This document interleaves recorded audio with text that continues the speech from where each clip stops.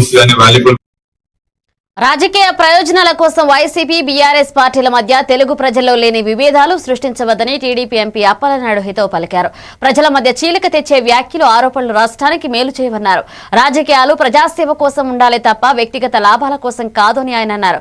శాంతి సమైక్యతతోనే అభివృద్ధి సాధ్యమని పేర్కొన్నారు. గతంలోని ఇలాంటి రాజకీయ విభేదాలు ప్రజలకు నష్టం చేశాయని గుర్తు చేశారు.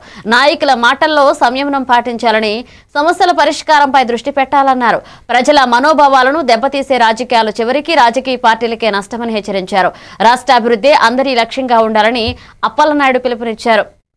అసలు వీరిద్దరు మాట్లాడిన సందర్భం చూస్తే అసలు నీళ్లు ఎవరు తాగుతున్నారు? బీఆర్ఎస్ నాయకులు తాగుతున్నారా లేకపోతే వైసీపీ నాయకులు తాగుతున్నారా? జగన్మోహన్ రెడ్డి ఇక్కడ హైదరాబాద్ కోర్టుకు హాజరైనప్పుడు బీఆర్ఎస్ నాయకులు కార్యకర్తలు ఫ్లెక్సీలు పెట్టి స్వాగతం ఏర్పాటు చేస్తారు. కేటీఆర్ గారు ఖమ్మం వెళ్తే అక్కడ వైసీపీ కార్యకర్తలు వారికి స్వాగతం పలికి జైజేలు కొడతారు. మనం 5 సంవత్సరాలు చూసాం అనంతముల అనుబంధాలు. ఇప్పటికి కూడా ఇంకా అవి మారలేదు. సరే, మీ స్నేహం మాకు ఉండడం మాకేం అభ్యంతరం లేదు, ఉంచుకోండి. కానీ ఈ స్నేహం ముసుగులో ప్రజల తప్పుదోవ పట్టించే విధానాన్ని మాత్రం మేము వ్యతిరేకిస్తున్నాం. అసలు వీరిద్దరు మాట్లాడిన సందర్భం చూస్తే అసలు నీళ్లు ఎవరు తాగుతున్నారు? బీఆర్ఎస్ నాయకులు తాగుతున్నారా లేకపోతే వైసీపీ నాయకులు తాగుతున్నారా?